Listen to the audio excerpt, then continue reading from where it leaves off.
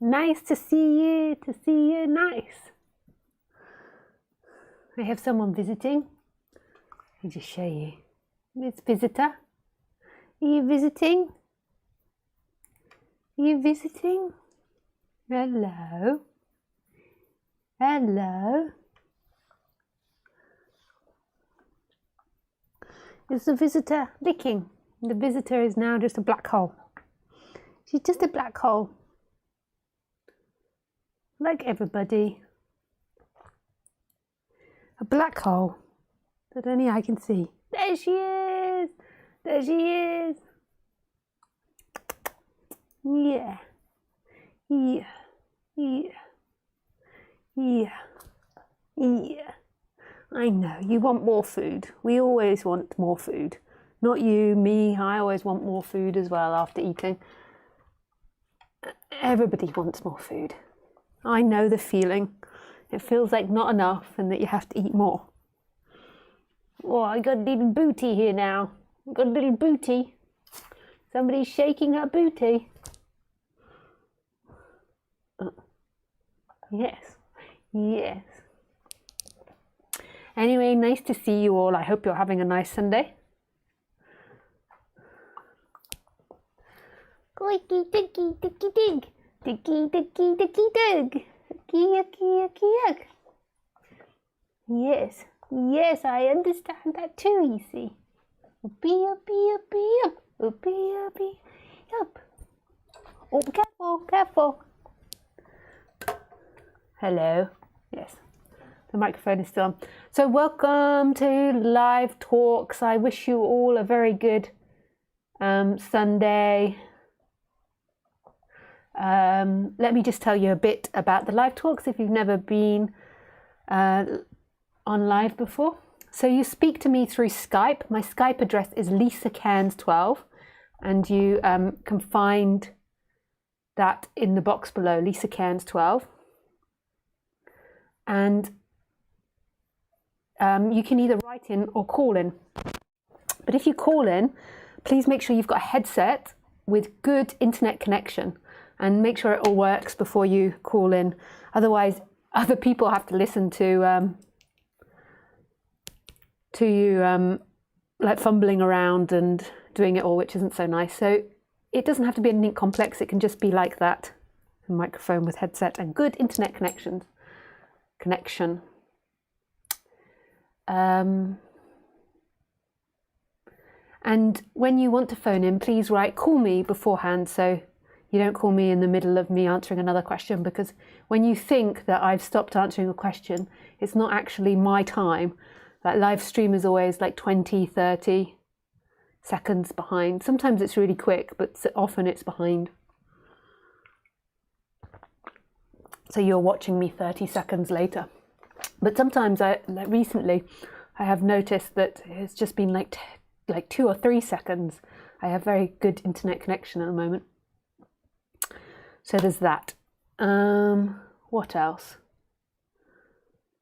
I might not make all the questions. So if I don't, then you can come back next Sunday at 6 p.m. French time. If you want to come to any of my events that I'm currently doing at the moment, there are none, so you can't. You can't. Because of something happening in the world at the moment.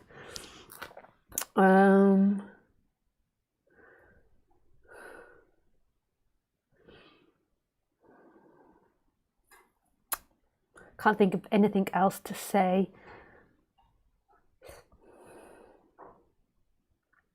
What else is there to say? When I start these talks, I always like to go into meditation for a little bit at the beginning. And you're very welcome to join me. You're also very welcome to skip ahead if you're watching the recorded version. You don't have to do it, obviously. And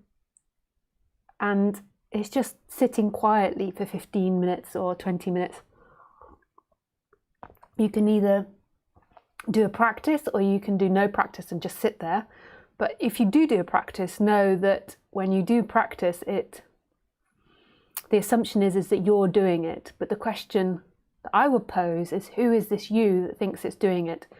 So practice either happens or doesn't happen, but there is no you that's going through time, doing the practice and arriving in a future destination stronger. There is only this moment. My medical warning before joining these talks, it's not really a medical warning, I'm just being silly, is not to psychologically get confused between the person and traumas, or the person and unresolved stuff in your psychology. The body carries a psychology and a personality or a character, and that character evolves through time, and it can be traumatized by things. And being present and putting your attention away from that and putting it in the moment can be super helpful and can affect and change things. But sometimes when it's strong, that trauma or those ideas, then there has to be a dealing with it on the human level. And that means looking at the emotion, going into the emotion, understanding its pattern, and then inevitably seeing it's not true and that that's not who you are. The body holds on to it. It's not the body holds on to it. There's a strong feeling, and then the seeking energy holds on to it. And then there is an attachment to that feeling, and then it becomes yours. You own it. It's you. And all of that's not conscious on the human level. But that's how it manifests and plays. So it's just knowing that difference. So using non-duality or seeing that this moment is all that you are can be really healing on the human psychological level, and it can do great things, but it can also become a hindrance. And I don't mean a hindrance to getting to non-duality, I mean a hindrance in the person's life. It can make the person disbalanced or step out of boundaries that it needs to erect, or ignore traumas that are happening in the body. So it's just being wise with that. But then at the same time knowing that nobody is. What contradictions. Okay, so we'll sit in silence for 15 minutes, maybe a bit longer. And there's some things that I would recommend to do. So number one is moving your attention to the I am, or consciousness, whichever you feel more comfortable with or whatever resonates with you. And basically, to me, that means putting the attention in presence.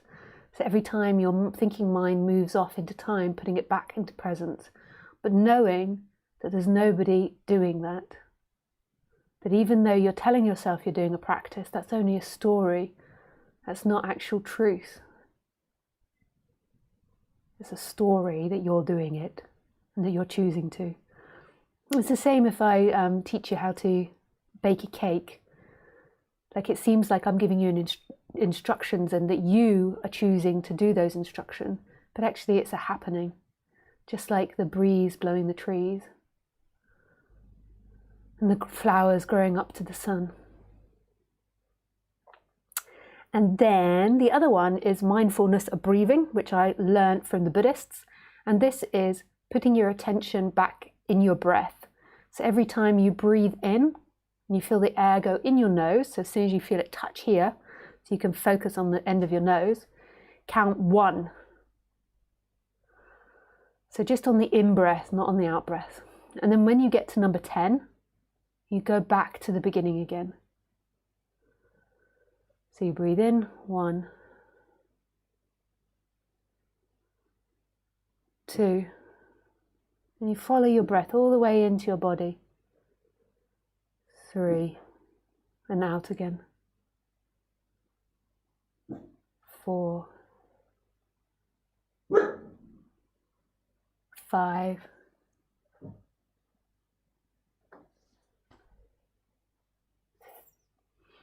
6, I might have missed one then, 7, 8, 9, 10. And then back to 1 again. 1. Or you can just sit there and do nothing and let the mind go.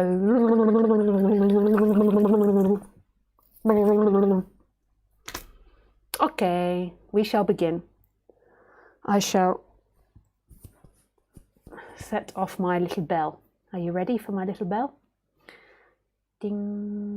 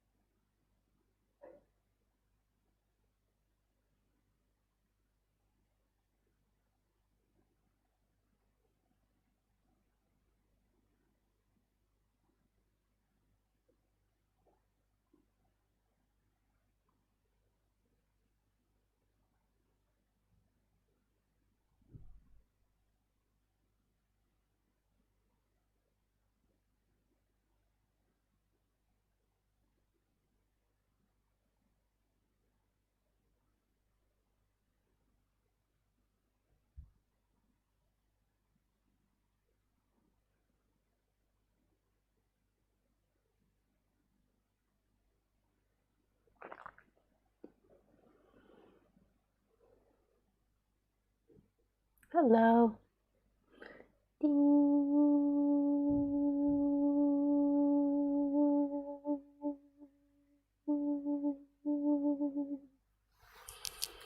Wakey, wakey.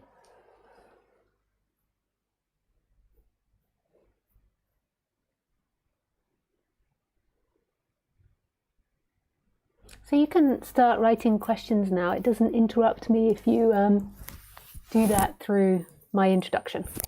But I shall start with the introduction. Losing Hope in Non-Duality. My God, what a title.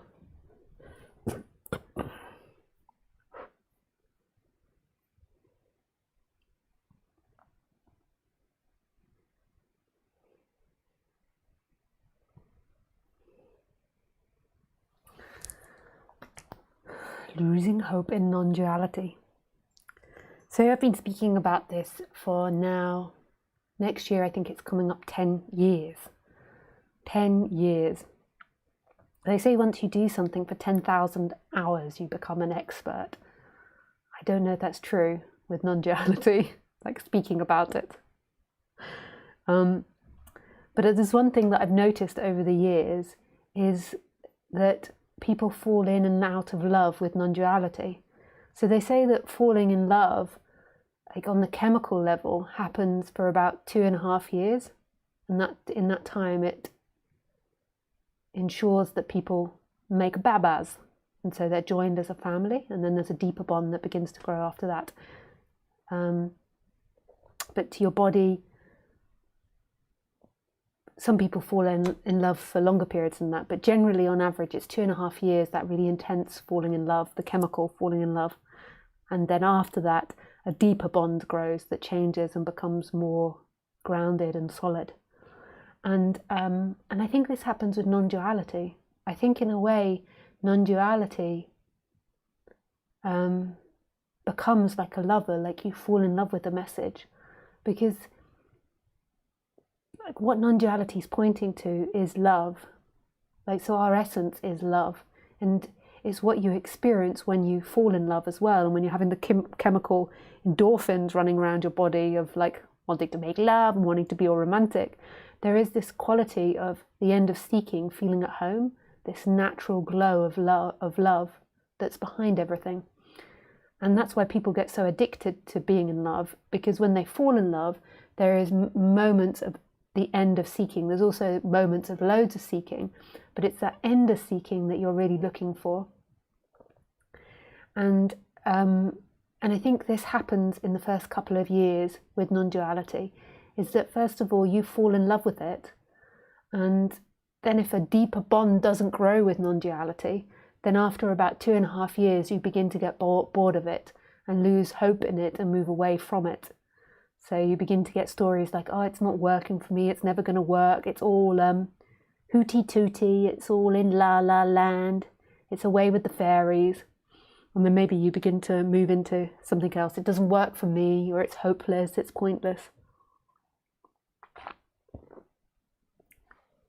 And I think that's, I've seen that a lot.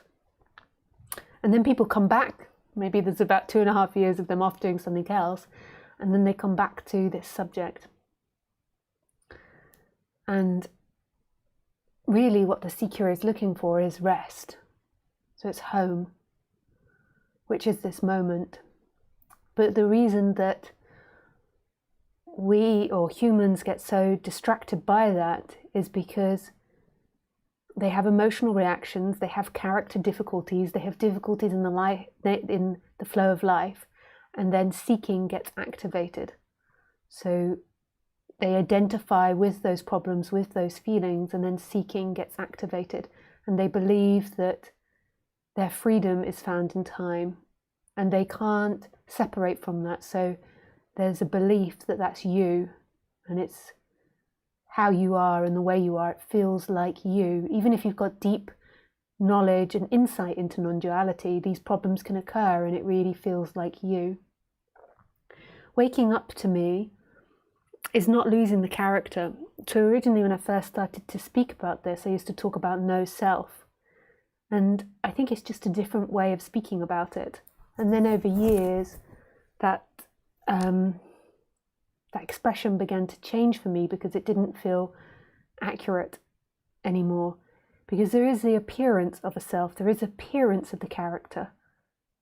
So, and that comes and goes. And sometimes it's more there and sometimes it's less there. But what I meant by no self, and what I mean now by no self, is that that which is experiencing this isn't the character, isn't the person that you thought yourself to always be. So your essence, who you truly are, is no self, is no thing, is not a thing. But there is an appearance of a character. Some teachers claim for that all to be gone, there to be absolutely no self, and I don't know what they're meaning by all of that. And then some people speak like me, but it's impossible to define because I can only have my particular experience on the human level, on the teaching level. There can be an expression of this, and there is an expression of this coming out of nothing, but it goes through the filter of the human, and the human only knows things at a certain level. It doesn't intrinsically know everything, including all the different ways of teaching. And if that the way that I teach is the same as other people. I really resonate with a lot of people's way of speaking about this, but I don't know if the details are the same on what experiences or not experiences they've had, and what's different or the same as what I've had. And I like this clear definition between the character and no self, and the no thing and everything, like who's actually looking now. So who's actually looking now is nothing. And that by default means it's everything. So everything is self-conscious. So some people say what's looking now is consciousness, and that's true to an extent, but we don't know who the consciousness belongs to. Like it's mystery who that consciousness belongs to or what that consciousness is. So on a deeper level, you could say that consciousness isn't it? Like what you are is mystery, like consciousness is the functioning of that mystery. It's the first thing that has to happen in order for life to happen, in order for life to appear. But this is really complex, all these little details, and whatever resonates for you, you don't think to yourself, oh, I've got to understand or see it the way Lisa does, because your way of seeing it might be perfect for you. But what can happen when I'm speaking is there could be intellectual clarity. There could, on the human level, be a reduction of suffering. There could be an increase. I can't know about that. You could interpret this in your own way, which isn't helpful for you, which is negative for you. You could interpret it and it's positive for you. I don't know that. That's not in my hands. And I'm not going to give you some false belief that I know the best way for you. I don't know the best way for you. It's too big and too complex. There could be things that might seem better and things that might seem worse, but in the end I don't know. I can only speak from what's apparently happened with Lisa. So I like the clear definition. I've forgotten the beginning of that.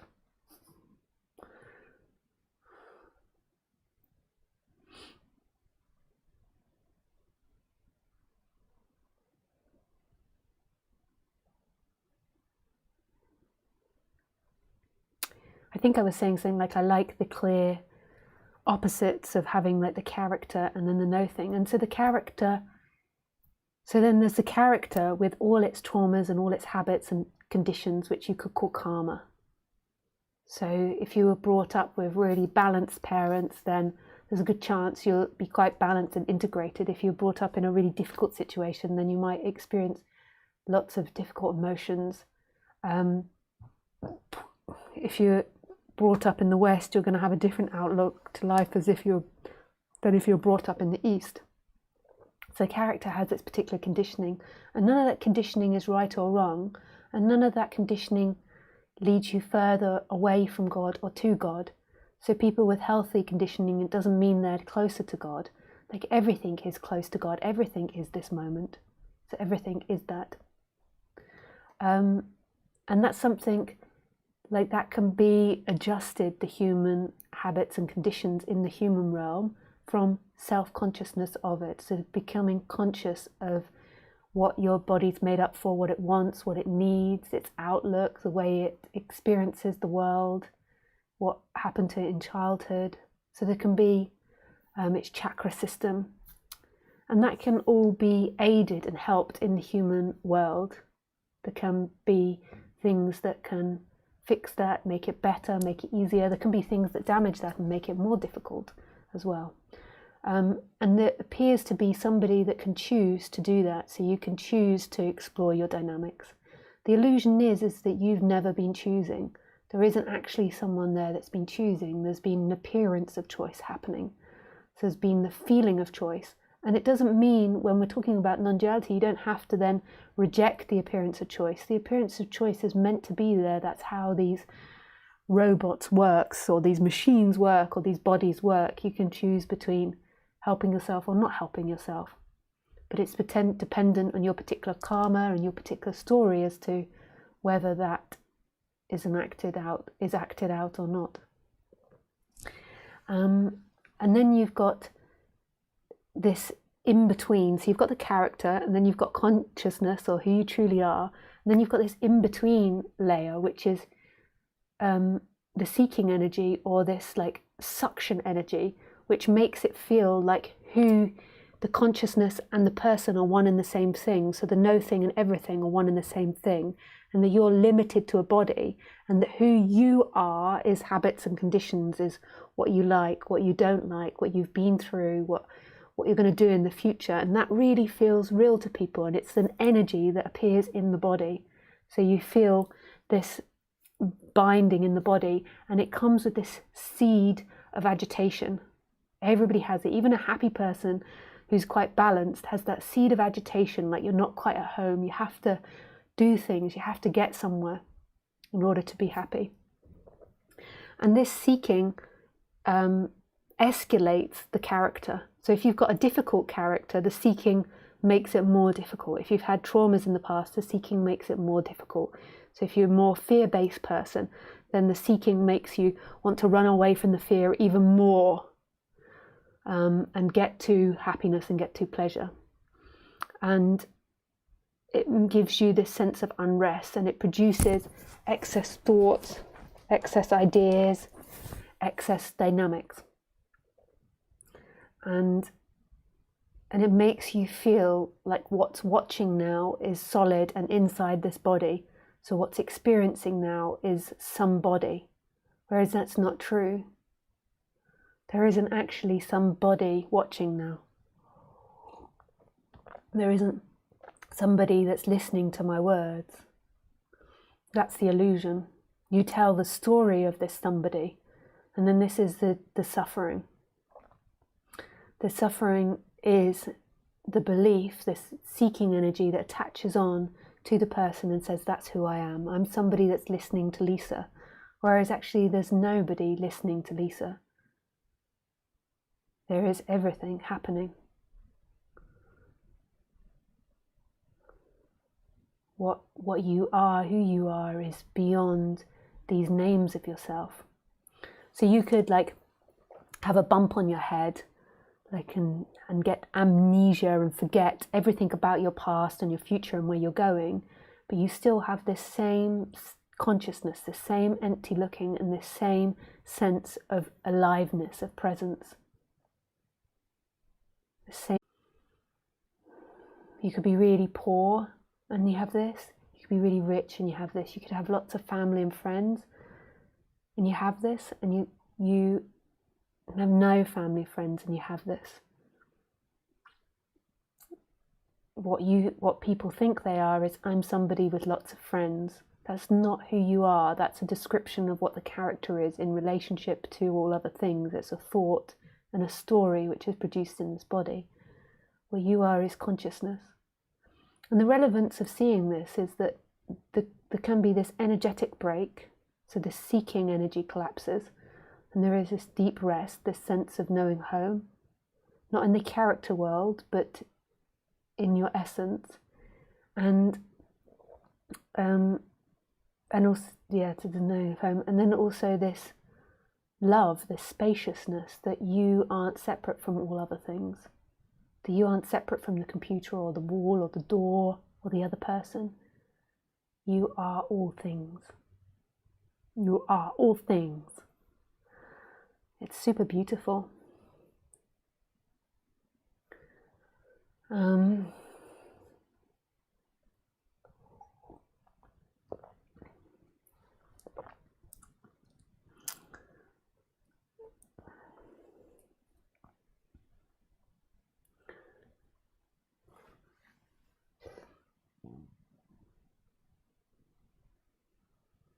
I forgot the name of the title. I've got to bring it back. Losing Hope.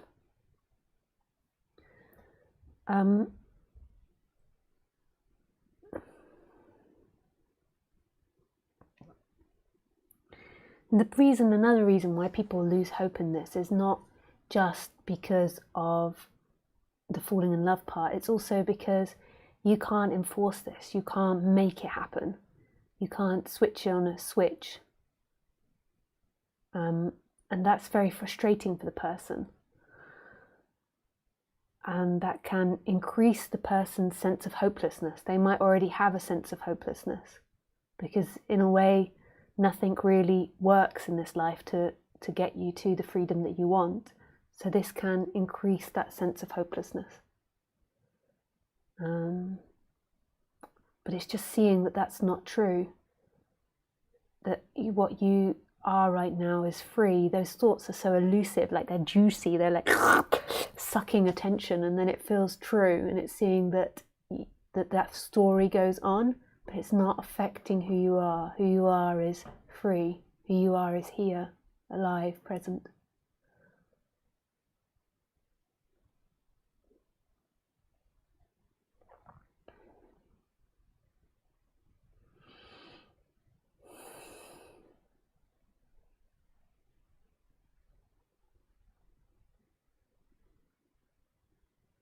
That's beautiful.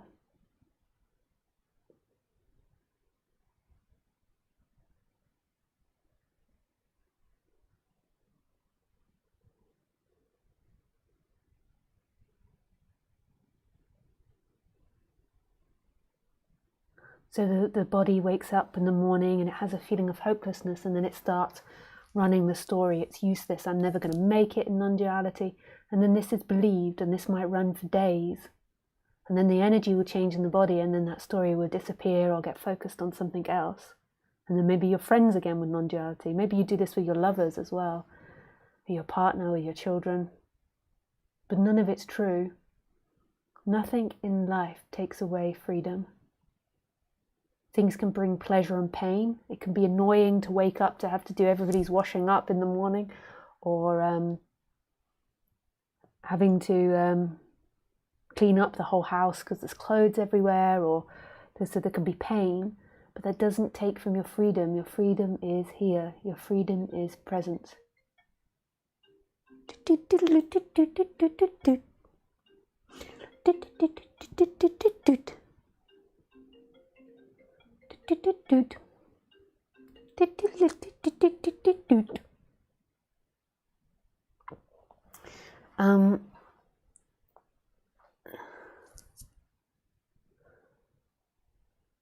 So it's not the end of pain, but it's knowing that nothing is taking away from you. The mind is always obsessed that something's taking away from you. Something is taking away from you. That's not true.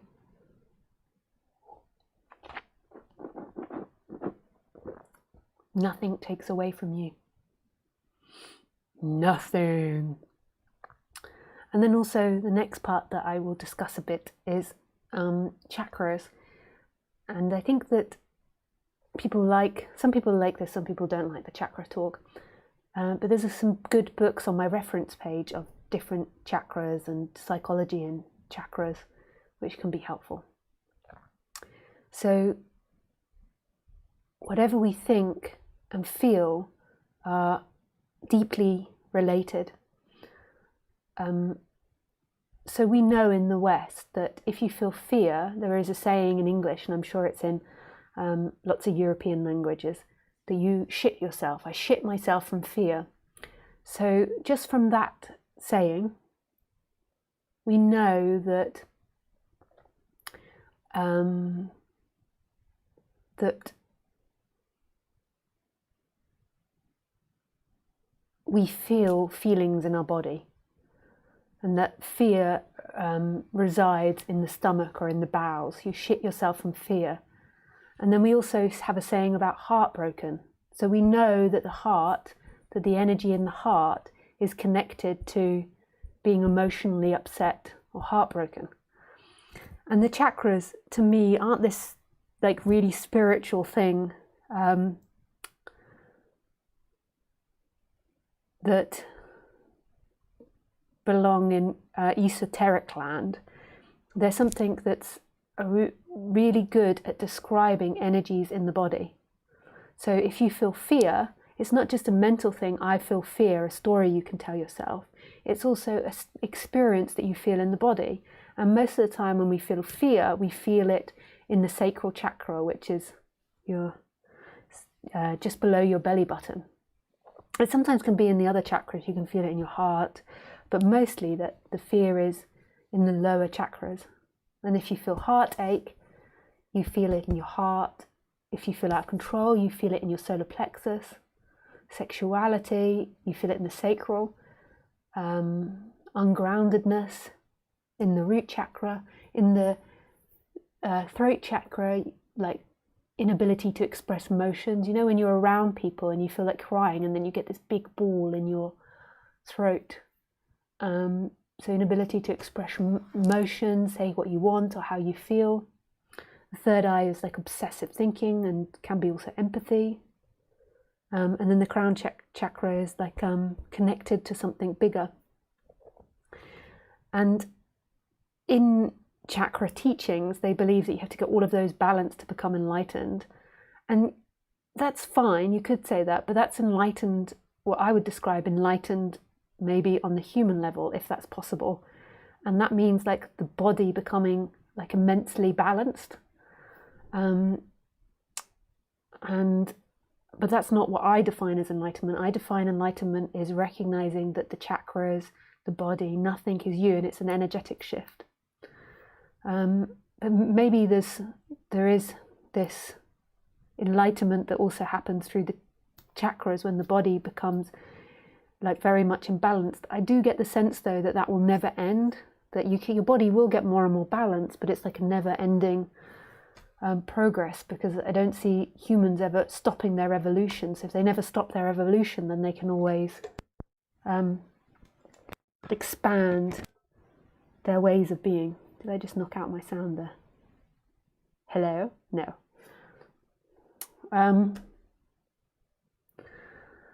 And I do speak about chakras a lot in one-to-one sessions to try and get people into their body and into their feeling, because there's two different ways in which I express this and express how you can help yourself on the human level. One is going into the feelings, and I would say that's more the feminine way of doing it, not woman but feminine, and that's the more everything side of things.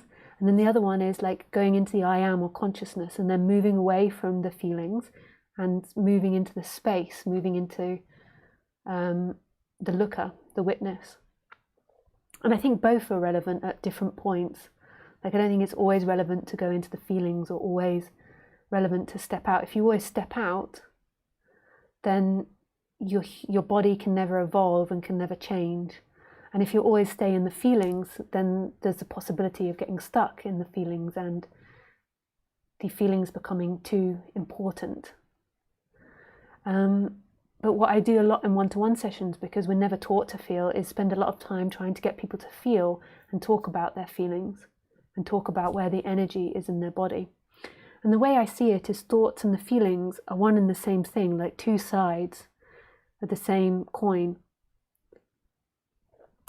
What happens is we repetitively think something, or we get a shock, or we have a certain experience, and then it goes into our body. and our body remembers it, and then our brain remembers it. So it can even happen by repetitively thinking about it. So I'm not good enough, I'm not good enough. And then your chakras adopt this. So in all not all situations, but a lot of situations, your body energetically is looking for not being good enough, looking for all those experiences of not being good enough. And then on the thinking level, your thoughts will come up and say, I'm not good enough. Your thoughts actually might come up and say, I'm better than. They're assholes and I'm better than. But actually deep down you feel you're not good enough. And when you interact with people, you're not just interacting on the mind level, you're interacting with the whole body. And often we're unconscious of the body part. So we're only listening to our story. And our story of what's happening can be vastly different from what is actually happening on the feeling level. And these need to come more into balance to settle the person down. That doesn't mean that you're closer to enlightenment if the person settles down. But what I feel happens intuitively is as the person becomes more settled, then there's more possibility to hear the message of what's beyond the person. When the person is like really suffering, there's loads of seeking there, and you're really in time and you're really uncomfortable, and it's like hearing how beautiful life is like, fuck you. Oh, I don't think I'm allowed to swear. I get banned now. I don't get banned, but yeah, they are always what's that word? The algorithms, your video, and they don't like it if you swear or say the thing that is happening in our society at the moment, or be too political. So I've forgotten what I was saying about the chakras, about working with people. So often your story of yourself is vastly different. So if you're going into a meeting, on the bodily level, your body is saying, I can't do this, I'm not good enough. And on the surface level, you're telling yourself you're better than everyone else. You know it better. They're dicks if they... Oh, God, I swore again. No swearing, Lisa. Pas bien. They are stupid if they don't see how great you are. Or you could be going in there and being like, oh, I always screw up. I'm rubbish at everything. And then on the body level, you feel this sense of inadequacy. You might be blaming other people, like, why are they always so grumpy? Why do they look? Why do I have to do this? Society is so screwed up. I hate society. You know, the usual. And I feel that when you're just more present to what you're actually feeling rather than the story of what you're feeling, then the feeling passes a lot quicker. Then there's this other dynamic of being identified with that. So believing that you are someone that's useless, or you are someone that's better than other people. So believing that's who you are. So being this energy sucking you into that, and then you feeling contained in that. And that's not a thought, that's like an energetic expression. Like being very absorbed in it and not being able to see the greater picture. Okay.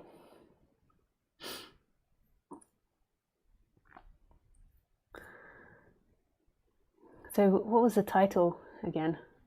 Using hope in non-duality. Another thing that can happen after a couple of years of being in love with non-duality is that non-duality brings you more present. So you begin to become conscious of all the crap that's underneath. So before you had all these stories that told yourself, which were safeguards, protections, kept people back, made you feel better about yourself. As you get more and more into non-duality, you become more conscious of the body and what you feel, and then there can be a lot of discomfort that comes up. Like there are a lot of thoughts or ideas. Like so before, you might have walked into a room and not really realized you were uncomfortable. You're like moaning about like, oh God, there's Henry from accounts and there's Debbie from the reception. So I don't like them. But now you walk in and you might notice that you feel really vulnerable and afraid of everybody. And that's hard, like to really bring this into life. Like the reason we built up our defenses was so we could function in this society and around other people. And to become conscious of it, it can be painful, and we don't know how to integrate that with family and friends and how to not feel isolated with that. So that's another reason why you can begin to lose hope in non-duality, is because sometimes it can bring up a few years of some difficult, intensive, like many years, like 10, 20, 30 years of intensive feelings.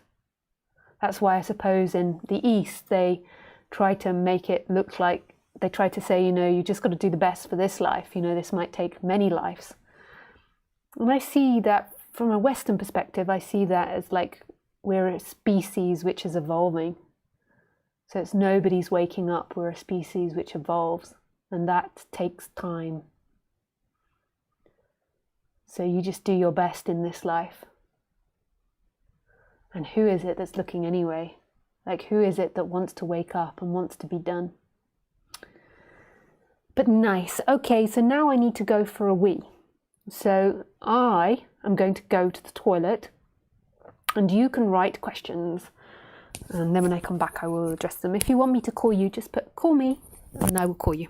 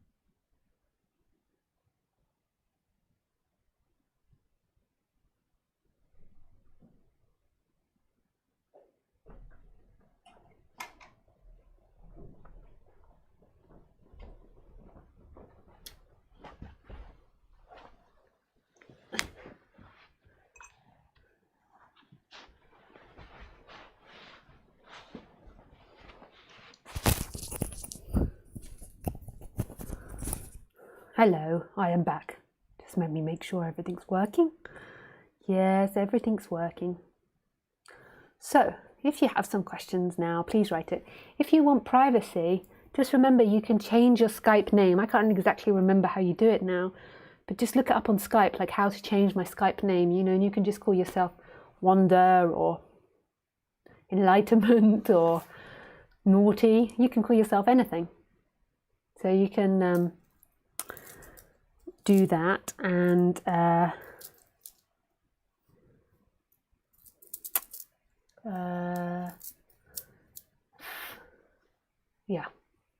if you want privacy.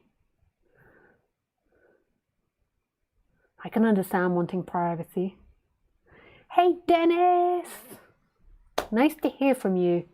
Can you talk about awakening, staying awake, being awake, and how this relates to the person and how it relates to this? Much love, Dennis of Kentucky.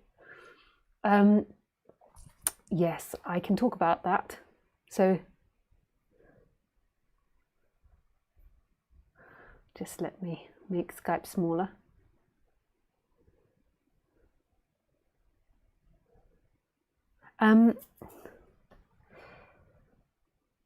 So waking up does affect the person because it's the end of the seeking. So before, everything is more important. So your pleasures, getting your pleasure is more important, and avoiding pain is more important. So it relaxes the dynamics. And then I think it gives the opportunity for the person to change more easily. They're less identified, there's less, well, there's less seeking to maintain an identity. So it's less important, the identity that you present to other people or present to yourself. So there is more openness for changing. So that's how I think it affects the person. Awakening. So awakening is an energetic shift to me. There is many things that can happen prior to that energetic shift, like many mini awakenings. There can be intellectual seeings, there can be intellectual understanding of this subject, and all of those I would call awakenings. But to me, what I'm describing as awakening is an energetic shift. It's not something we can talk about, it's not intellectual. It's a movement from being identified with that person to being identified with what's happening, with space. So there is this movement, this shift. So before, the person and consciousness were who you are, and then it sort of shifts around. The person is in the background, and the person is more of a functioning, and who you are is this moment, is what's happening, is everything, is life, or love, or is the unknown, is mystery. It's radical presence, it's knowing presence beyond the person. Staying awake. So awakening can happen for no reason and all different types of possible reasons. From my experience was that what happened in the Lisa character was there was a deep surrender. There was many, many years of searching, and then there was a deep surrender and a letting go. I lived with my teacher prior to it.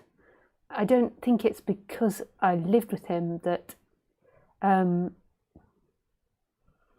it's not that the awakening happened, that the letting go happened.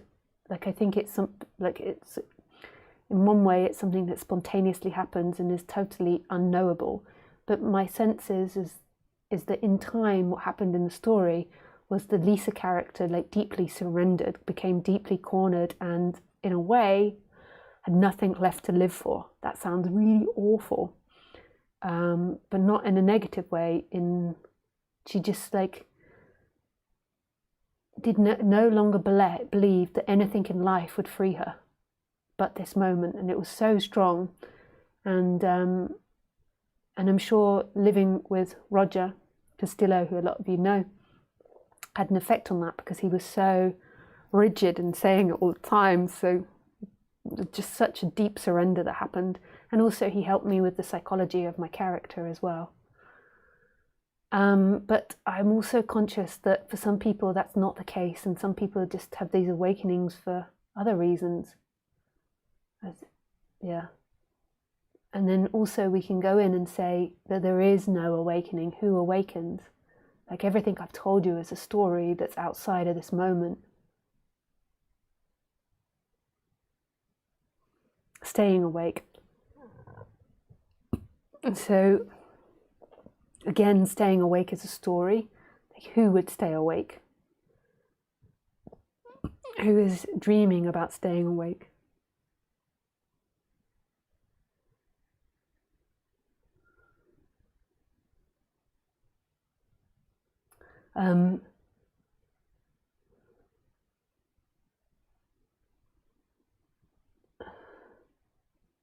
The reason I think that there is going back into seeking or the story is because there is a belief again that something in the life will either take away your freedom or give you your freedom.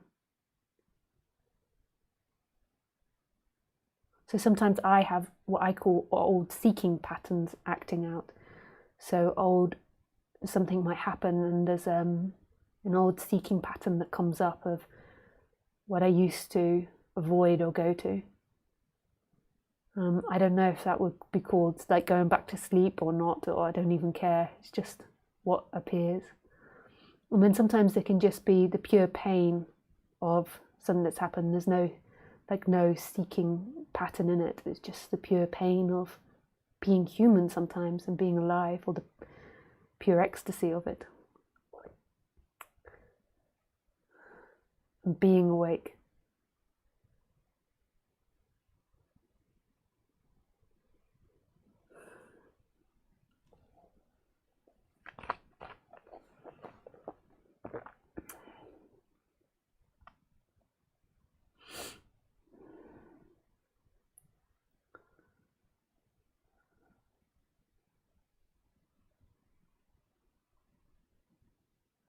I think being awake is what's wanted, what's always looked for. However, I don't think that our society is currently prepared for lots of people waking up, even though I'm like, come on, bring it on. Like being like the few that wake up in this society, I think can be a difficult karma as well, because you still have to live in society. You can't really go off and live in the middle of nowhere and survive. You kind of have to, I mean, even if you lived in the middle of nowhere, the government would still come on like, taxes please. You can't really escape it. And I think the society, there's many great things about our society, but it's based in separation and seeking and those ideas, and lack, I think, as well. Hi Lisa. Oops, for your information, your voice is out of sync with the video. I don't know how to fix that, but thank you very much. That's always discombobulating. I don't think there's anything I can do to fix it. Maybe I can try. If I turn it off and on, which is what I know this computer guy used to help me, this tech guy used to help me, and he always used to say, if you have a problem, turn it on and off, and it's often fix the problem. First thing is turn off and on.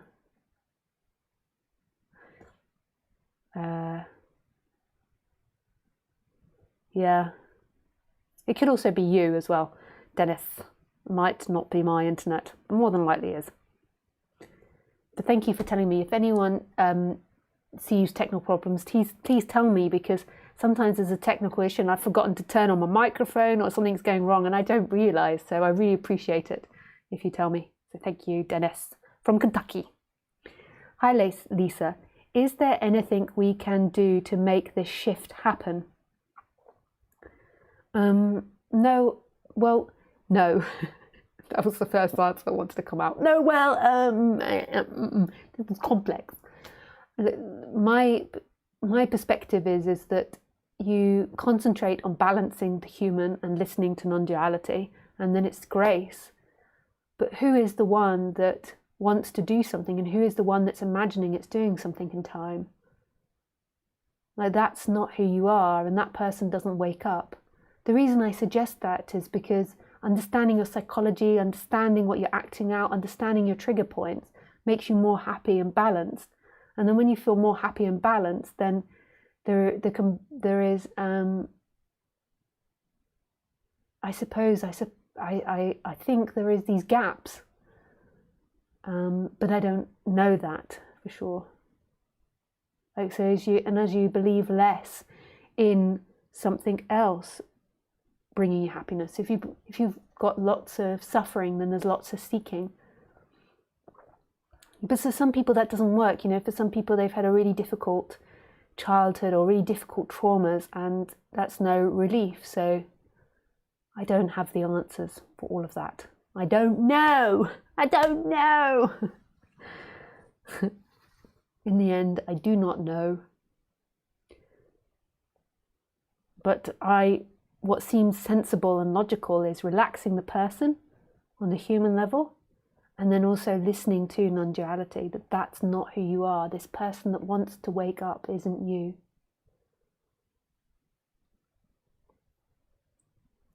Thanks, Hannah. Hi, Nick. Hi, Lisa. Could you please speak about what it means to be a really well-balanced person, well-balanced human?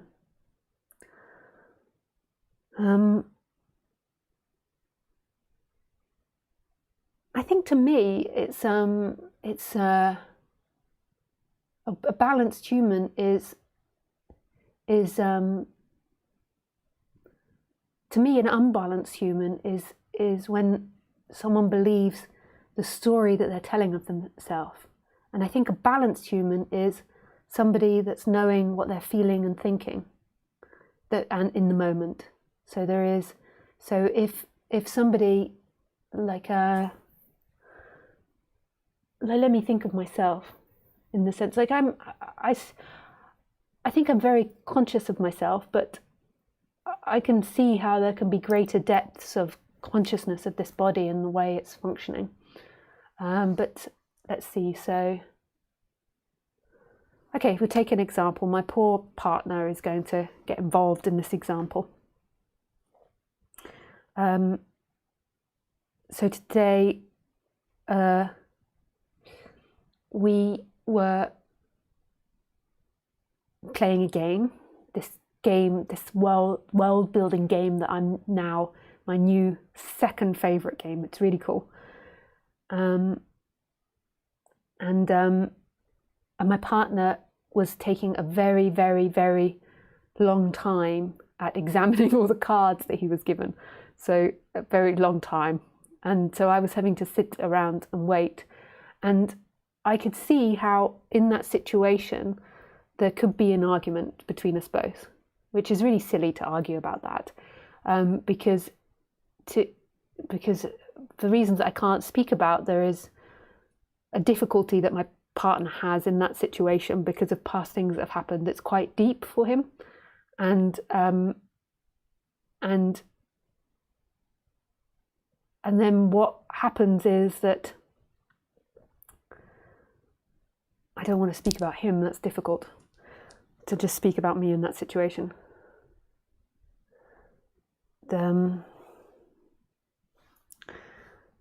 Anyway, there was some fire that happened, and not fire directed at me or anything, but just like some intense energies.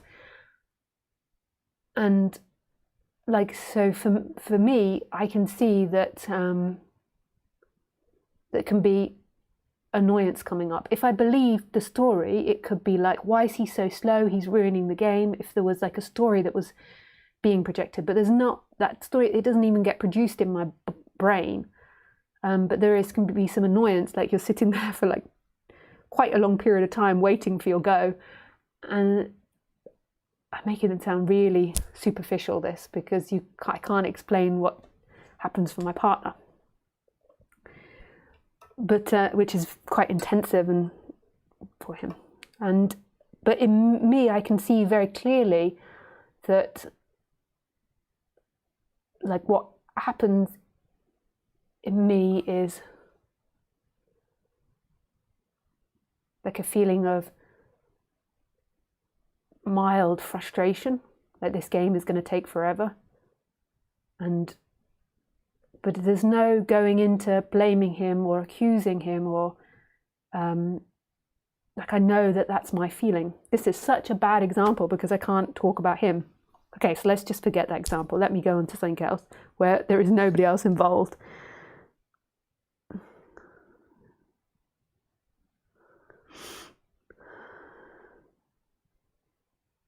Okay, so say with Khaleesi. I can talk about Khaleesi.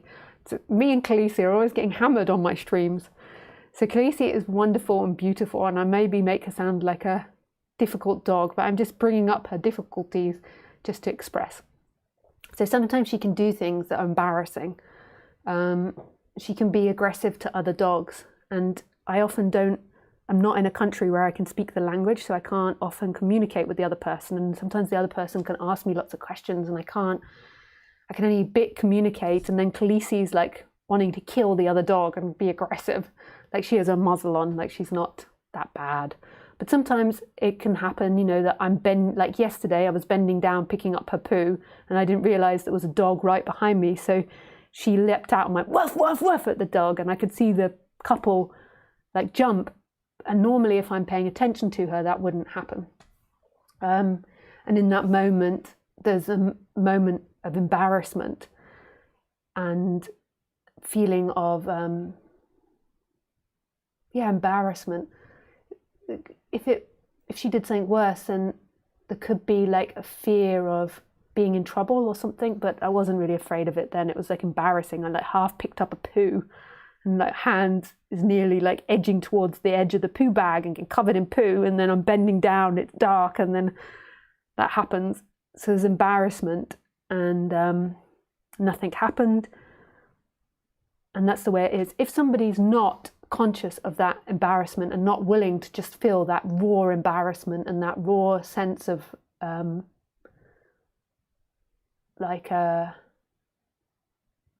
Is there something deeper than the embarrassment? The vulnerability that you feel in front of that person, that you know that that's not the appropriate way to do things, and that could have been scary for them. So it's like a vulnerability, like when you do something wrong, there's a vulnerability there. That you just have to stand there, nakedness in something that you've done wrong. Now, if I went into storyland, or if somebody didn't acknowledge those feelings, then they could go into storyline and start blaming the other people, or start blaming the dog, or get angry with the dog, or start shouting, or being a real grump, rather than just being with the feelings of what they are. So rather than going off into a story about what they are or what the other person is, there's the vulnerability of the feeling and the acknowledgement. It's not that stories are wrong. So you could go into a story like about how you can address this with Khaleesi, or if it's in a partner relationship, you can address it. You behaved like this and it made me feel like that, so on. But it's coming down to the rawness of the feeling and being able to know what you're actually feeling in that situation.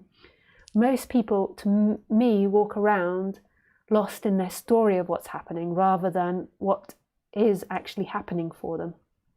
So there's a deeper level of what's happening. And our unconscious is so deep, so I'm not excluding myself from this. I can see on the Lisa level there could be a deeper recognition of how she's functioning sometimes.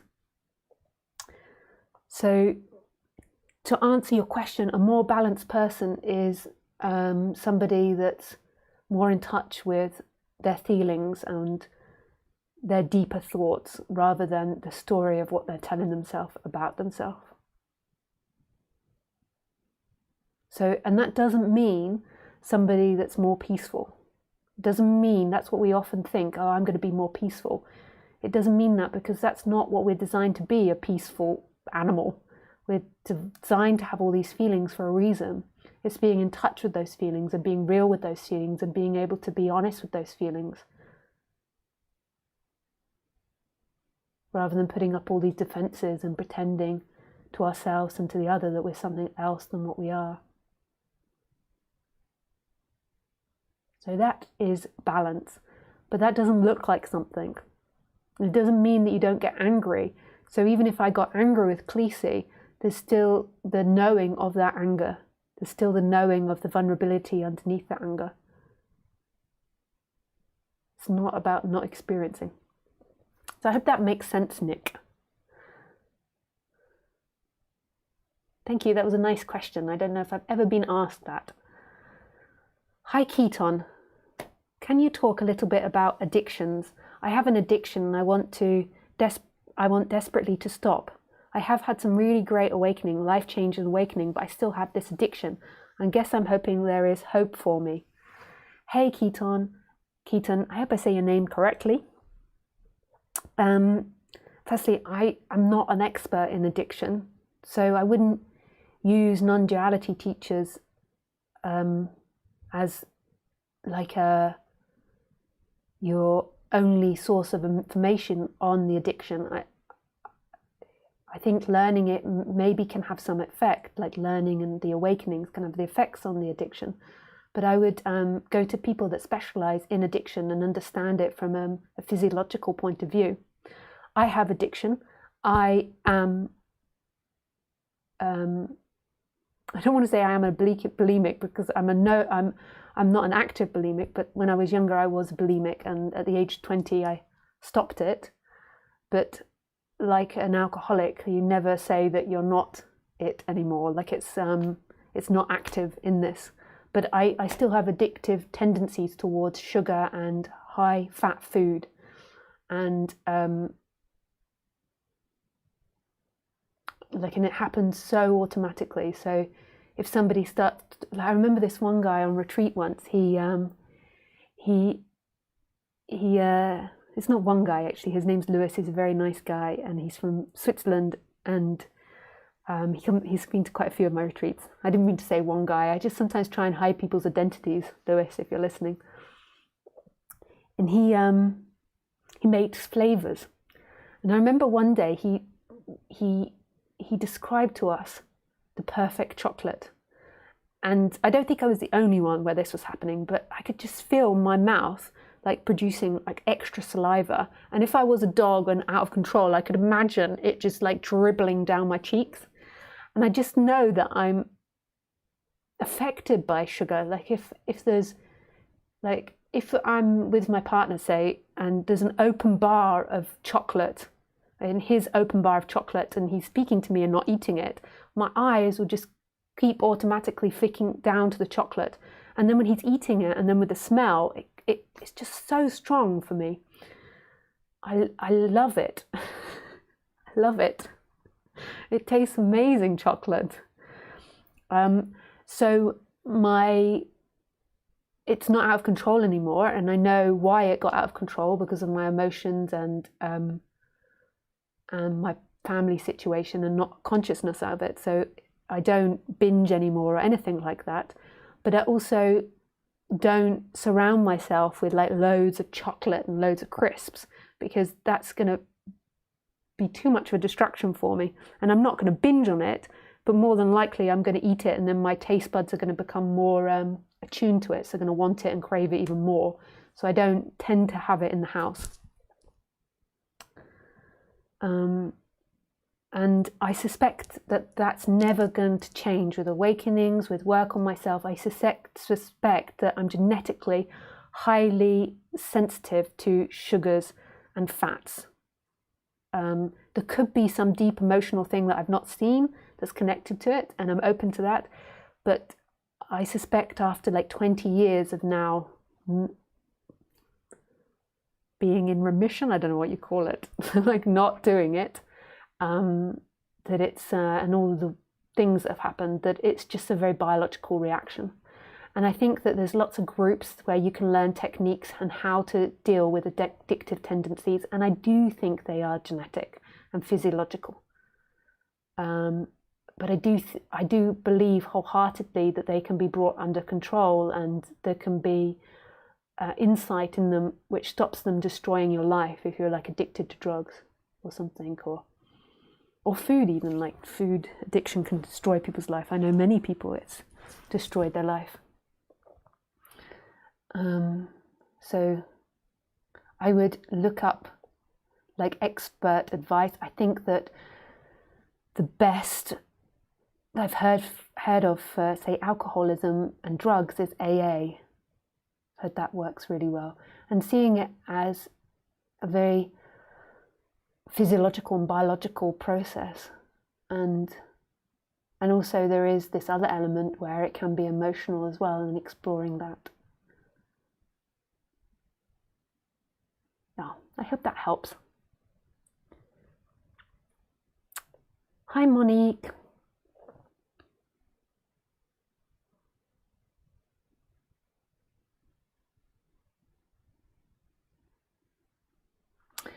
There is a lot of shame and anger in my body and thoughts. I try to go into the shame in my body when I think of the situation. The fear of the shame comes from the thought that I am not being good enough, and that other people will see that is true. So the answer for me now is to keep feeling this discomfort and vulnerability. I realize that it is not the person I'm afraid of in that situation, but I'm terrified of the feelings of shame. Shame is very difficult to deal with. It makes me want to hide from the world and not dealing with people anymore. Do you have any other suggestions how to deal with it? Hey Monique. So yeah, that's really great that you feel it in the body. So trying to identify the places where it arises. Often shame can be in the heart or the solar plexus, but it could be anywhere. So identifying it when it's rising and when there's a trigger point, and then you can oscillate between times when you go into the shame and feel it, and then times where you move your attention back to presence, so back to this moment, so not going into it.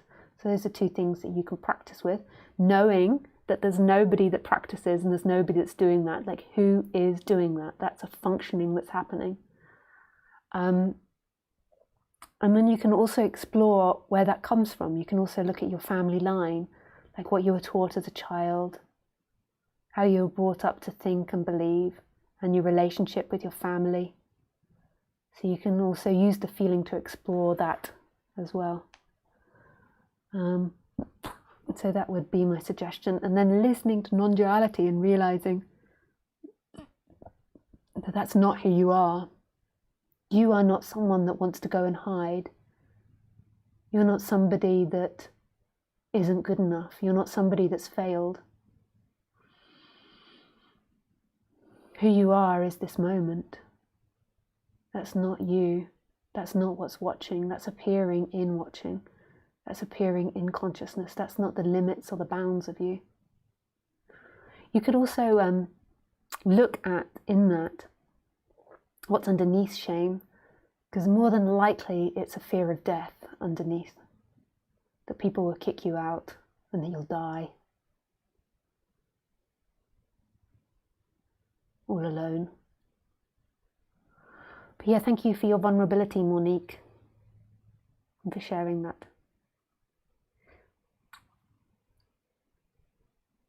Hi, Satchamai. The sound and image are in sync for me. Oh, nice. Okay, so it might have been just you, Dennis.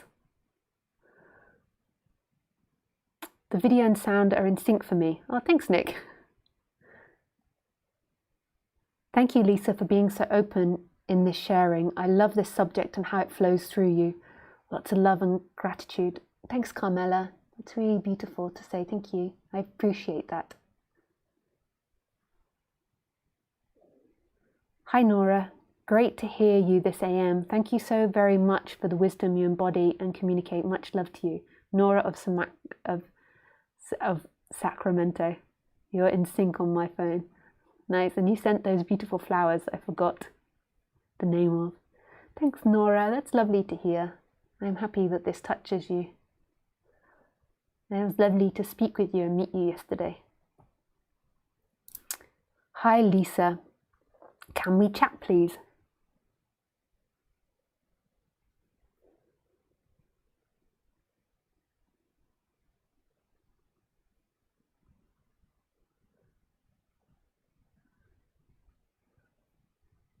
Yes.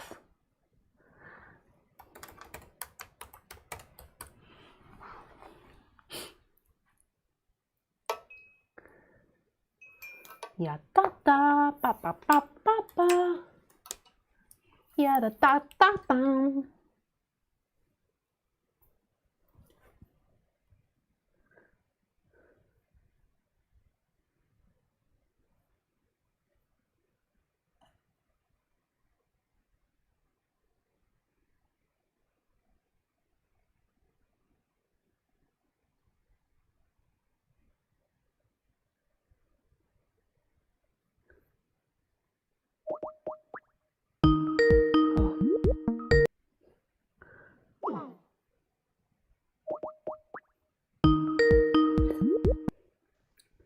Oh, Hey, Sue. Hello. hello. Could I just get you to turn off your video just because of my internet connection, please? Yes, of course. Bear Thank with. you. There we go. Thank Still you. there? That's Fab. great. Just let me make sure you're going into the computer. Could you just say a few things? Yes. Can you hear with my headphones? Actually, there's terrible feedback. Just try Yeah, speaking again. Can you hear with that? Yeah, I can hear without. Yeah. Oh yeah, without. My daughter said that. What's wrong with your headphones? Yeah. Yeah, maybe you got a bit of water in them or something. Yeah, I think so. How are you? All right? Yes, I'm very good, thank you. Good. And yourself? What's been happening? You said you had a bit of an awakening, or in the middle of an awakening. Yeah, I've been listening to you now, and of course I'm shaking now again. Yeah. This is what I'm doing a lot of lately. I mean, I've had a private reading with you before, not a reading, but a consultation. Yeah. But you know when you said nothing left to live for? Yeah. Okay, and that's exactly what's been coming out, and it's not to do with suicide or anything like that. Yeah. It's coming up in the body, and like when I'm waking up, I'm going into a sleep, and I'm waking up, and it's like I bolt out of bed, and I'm not I don't know who I am. if Where I am. Do you know what I'm Yeah. saying? It's just, and I can feel it because I just get up and I'm thinking, I feel as if something's birthing through me. Yeah. It's just, I've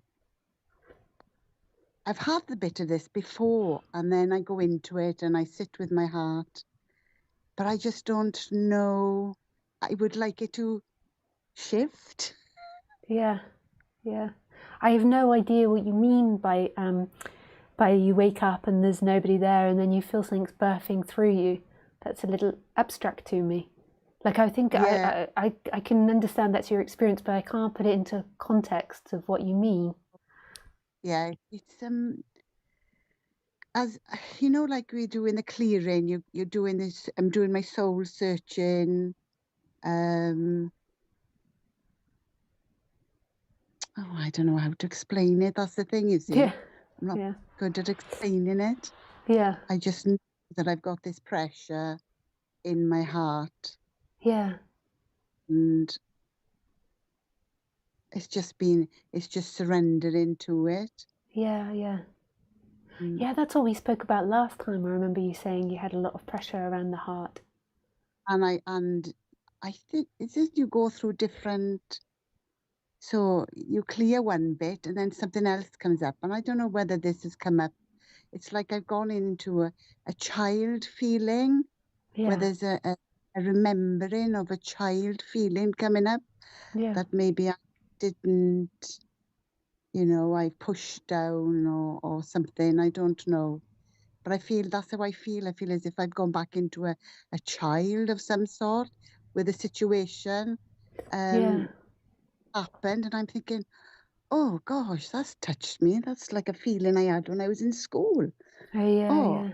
Yeah. you know, Yeah. I'd like you to sit here so that I could say the whole thing to you, a situation that's arisen. It's Yeah. very difficult. Do you know what I'm saying? To get Yeah. in a short space of time. But Yeah, I've just, and also not overexposing yourself on the internet. Like yeah, like sometimes there can be so many different things that's happening. So sometimes um, we can do things unconsciously that re-traumatize ourselves. So yeah, we can, like, somebody could think that this was a good idea, and then when they do it, it's like you're like giving yourself away too much, like you did in childhood or something. So you're overexposing or putting yourself too much in the limelight, and that might have been like a childhood habit, or it might be something that's been a habit through your life, is being too open and vulnerable to people. That's one thing that could be happening. And another is because the internet is still very new to us, we don't really understand, we can't really understand, that even though we're speaking together, it just feels like you and me, that there's also other people listening, and we don't really have a perception of that. yeah. Even now talking to you, I'm looking into my body now. I can feel as if you got my voice. There's a part of me saying, oh, I can feel my body, right? I got pain in my body. The whole body's tingling. I don't know why. Yeah. Yeah. It's as if something is stopping this shift. There's a thought pattern maybe in my mind, or maybe the thought, I don't know, maybe I'm blocking it, or it's Yeah. very, I don't know how to explain it. Yeah. Uh, and I feel there's one part of me feels just sit with it, even if you have to sit with it for a week, just sit Yeah. with it. Yeah. Yeah. It would be good to go into it with somebody else. Like if you've got a friend that's into this subject, or someone that you know online That's that's into this subject, and just get them to listen to it and let yourself explore it with them. yeah, that's why I was thinking about you. You popped in my mind this Yeah. mid thinking Yeah. to myself, it's gonna If happen. it's in the heart, it tends to be about love and abandonment. So, Yes, and then ultimately abandonment means death. So if society abandons you, then you die alone. there's there's a feeling, and I'm like, I'm not frightened of dying. I'm not frightened of anything in that respect. But obviously, the body is there's Yeah. something in the body because Yeah. obviously it's giving me a feeling. Yeah. Oh, um, And even in saying that, so I'm not frightened of death. like, who is not frightened of death? I don't mean to be facetious when I say that, but I You're mean right. like so if your body is having fear of death arising, then that's what's happening. And then the person says, I'm not afraid of death, but there isn't a solid person that isn't afraid of death. Like Yeah. so that can can be a protection in a way, because there isn't a solid you that's going through time that's not afraid of death. What you could say that might be more accurate is that the fear of death rarely arises in this body.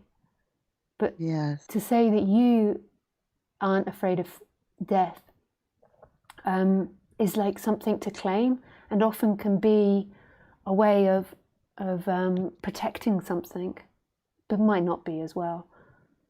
Yeah, Like, but that came up today because I've been really in a I've been in a meditative state, so to speak. You know, just been in a yeah, being this today, and thoughts have been coming up, and that is with my body, and it's just like you're being with my body, but there's this. I use it as I know it. This ego voice comes in. Oh, you shouldn't go in. You shouldn't be so relaxed. You shouldn't do this. And I'm yeah, thinking, no, you're gonna die if you don't deal with that. There's like that voice, but yet my body is relaxed and it feels peace and it feels yeah, wonderful. But yeah, there's yeah, this of another part of my brain going, yeah, oh, you know, you won't be able to function, you won't be able to think, you won't be able to, yeah, yeah, you won't be, you won't be able to be Sue Biella anymore. I yeah, said my be Sue anymore. You yeah, know, you just won't function. But the yeah, body is part of me is going, yes, you'll be fine. Just go with it. Just go with it. Allow it. Allow it. So there's two things. I'm flip yeah, flopping. yeah, and it's just like, so seeing that the body is really relaxed, like that's the most important part, and then the mind is coming in trying to like Yeah. find a position, like trying to find the position of you. It's very Mm. discombobulating, like when there is this like surrender happening or this deep relaxation, the mind doesn't know what its job is anymore or what it should do, so it's looking for a position in order to reassert itself, and just seeing that that's not true. So it's there. You don't need to push it out or say you mustn't be thinking this or you should be thinking that. It's just holding it in witnessing or holding it in consciousness, that that's also something that's happening.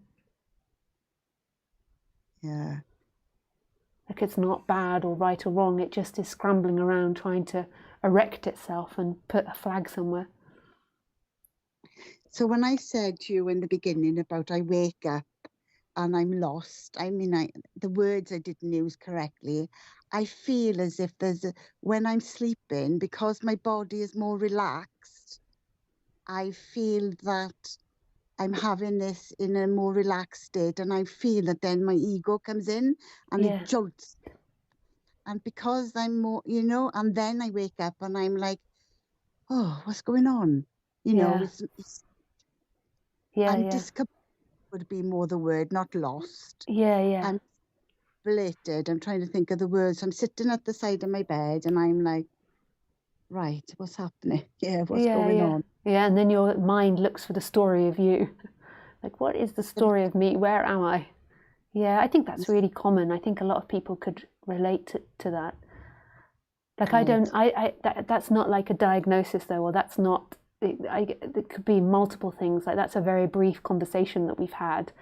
Like, Yeah. I sometimes realize that maybe I say things and then people might take that as a truth in some way or something. Whereas in actuality, it's like really brief what we're expressing, and I might not be understanding. It might be a lot more deeper, and it might be a lot more scary, or it might be a lot more discombobulating than what I'm acknowledging.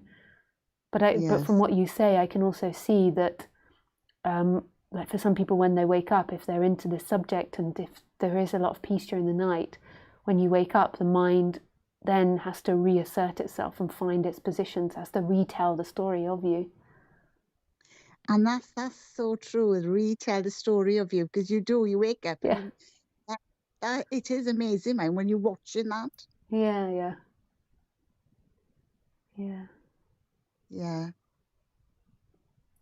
So basically, I mean, I know you. It's not. There's no diagnosis and suggestion. So basically, it really is just being with the body, yeah, just relaxing. Yeah. And if it gets too much, reach out for help. Reach out to, I'm sure you've got community of people that are into non-duality, or there's No, myself, there's other people you can speak to that are non-duality teachers. we don't have favourites, but you're my favourite. Oh, yes. Yeah, so, and Yeah, also, so because it is, like, this is no light process. Like in the West, I think we take it very lightly, these teachings, where it is really deep. This detachment from the person. It is like a death, it like a is. believing that's you. I feel that because my body, I can feel my body. Yeah, I do. It's Yeah, very hard to explain in a short. I would have to have a conversation with you, yeah, slow my thinking down to express myself yeah, from my yeah, heart. Thinking of yeah. words, it's just I'm doing a rough job, basically, to speak. Yeah, and I think you're Yeah, doing a great job. I think that it's discombobulating also coming online and like doing these talks as well, like coming up, like you've just been listening to me and then coming on and then being conscious that other people are listening to you. Like that's weird as well. That throws the mind. It's like pressure, that, like spotlight. yeah, and the timing. You don't want to take somebody's time. It's a Yeah, small space of time. So it's just like you want short, sharp. yeah, The three short, sharp answers, but it doesn't work like that. So I do. I mean, yeah. I find when the words come from when you're in a different space, yeah, you well, it comes from the heart then, doesn't it? yeah, yeah, You yeah. you're in it big time. Nice. Yeah, so just stay with it and don't be afraid of reaching out to people. This is big, what's happening. And also what's happening, like in society, like we're all locked down so much, there is like more intensive meditation that's happening as well. Maybe there's also Yeah, more intensive like watching TV, but I think for some people that are into the subject, they do see it as a time to be quiet and be with themselves a bit more. right. I take myself away because I feel everybody's emotions. When you're Yeah, sensitive to energy, let's call it yeah, that.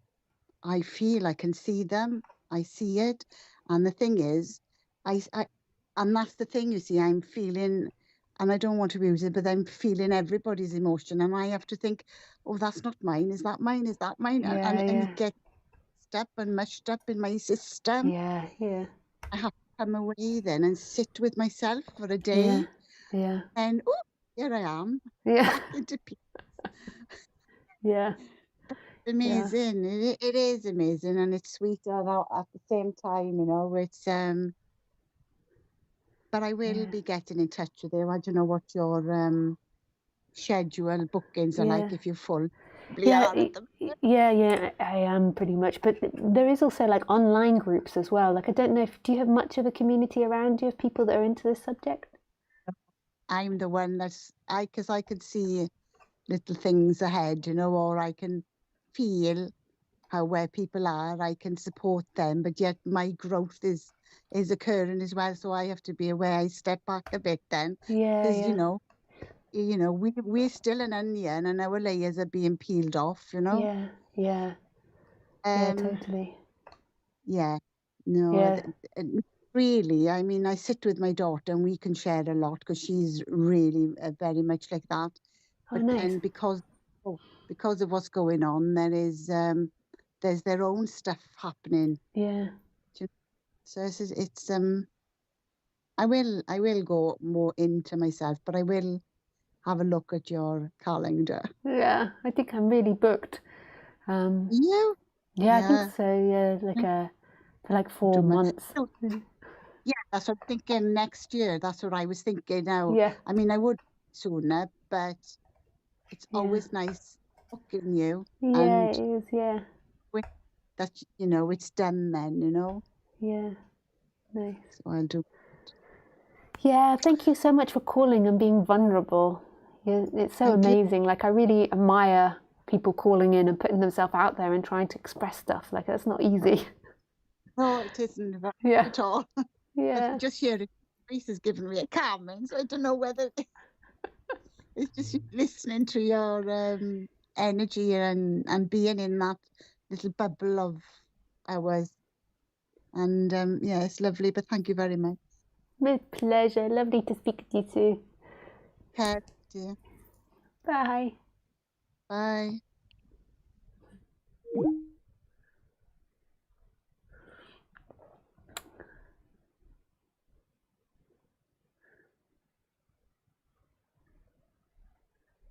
Hi Lisa, you radiant being. Do you want to talk about the person having thoughts, me thinking about my thoughts just happening? Thanks, Dennis of Kentucky.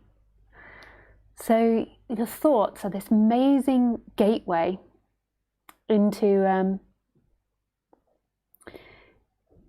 being able to decipher what you feel. So your thoughts will be very much connected with your body and what you're feeling. But you have to be creative with them because the thoughts want to help you, believe it or not, and they want to defend you, and they want to make the best version of you. I'm sorry, I have to go to the toilet. Sorry.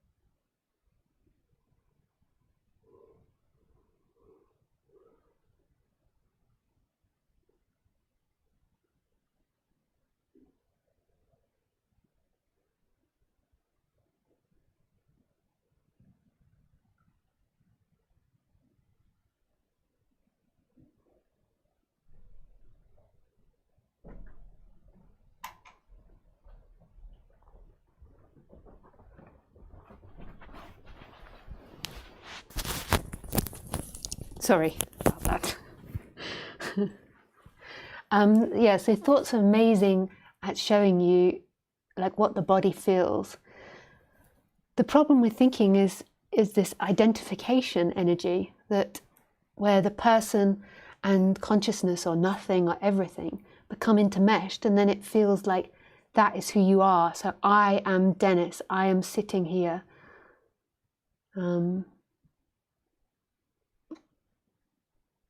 So there's a belief that the thoughts are more true than the actual experience, whereas there's not actually Dennis sitting here. That's a thought that's coming and going. There's not somebody going through time. There is this timelessness. There is no time. And in that arises time, and time disappears. And this is your home. This is your ground. This is what you truly are. This is what never leaves you. And being disconnected from that is what creates the seeking. Or the seeking creates the identification with the person. I'm not really sure how it is, but something along those lines. It's hard to know all of this in thoughts.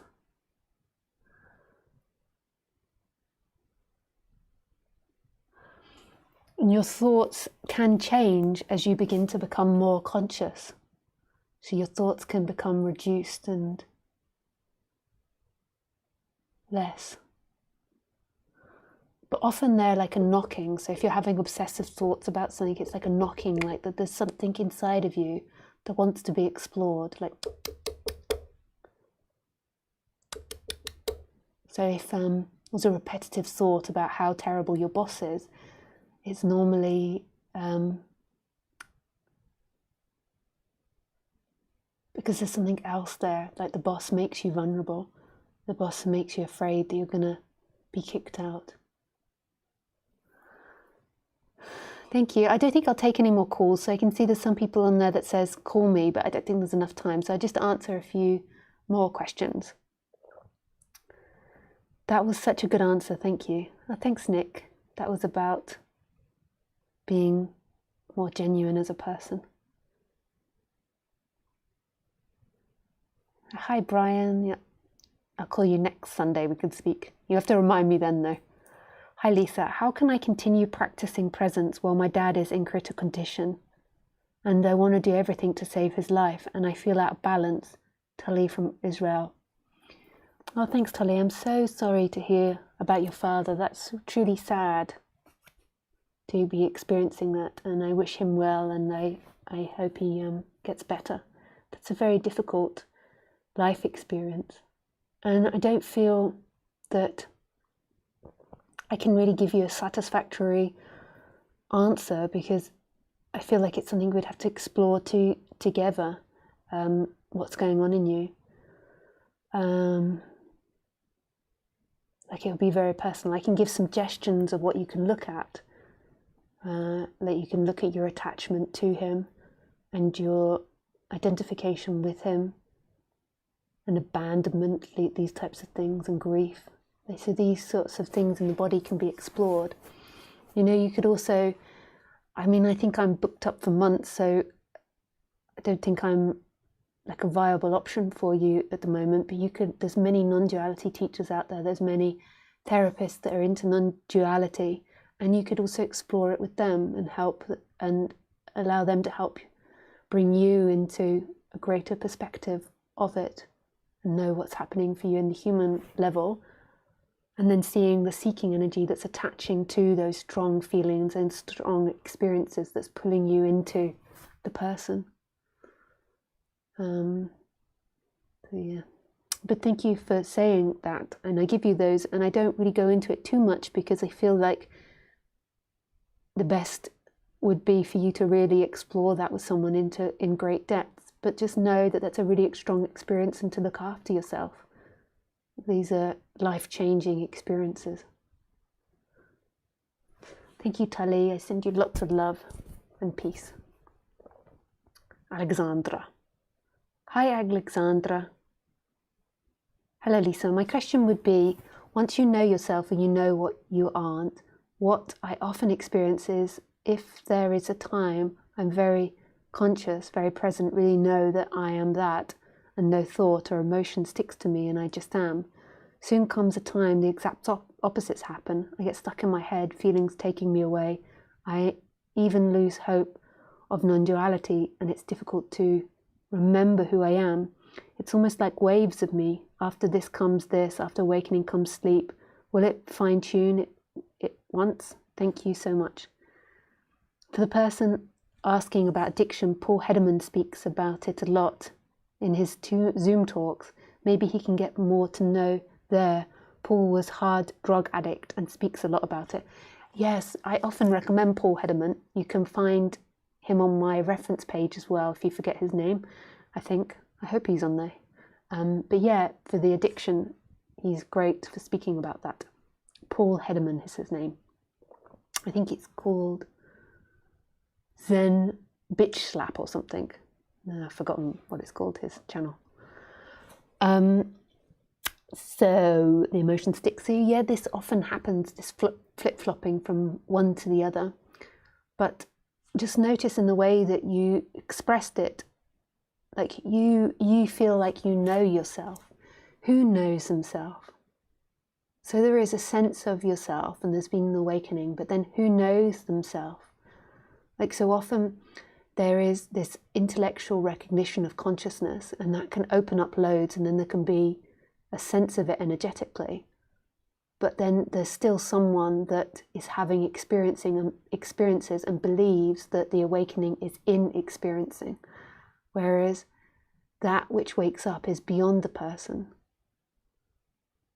So there's nobody that can know themselves or not know themselves, they just are themselves. And it might be down to language, Alexandra, and you know exactly what I'm talking about. But it's just the way you phrase that. The inspiration here was to express, like, who knows themselves, who is going backwards and forwards. And this addiction to, like, telling yourself you're in it, you're out of it, you're in it, out of it. Like, who is doing all of that? Who is forming these stories about yourself? Who? I feel like once you get into this subject and you begin to have awakenings, Alexandra, you jump into the river. So the Buddhists that I were with used to call it stream awakening. Like, so you're in the river that's going to take you to the ocean. Like, that's happened, and it will begin to happen. Your karmas, your seeking patterns will become more evident. Like, what keeps you in the story will become more evident. Nice. Hi, Graham. Oh, that's a long question.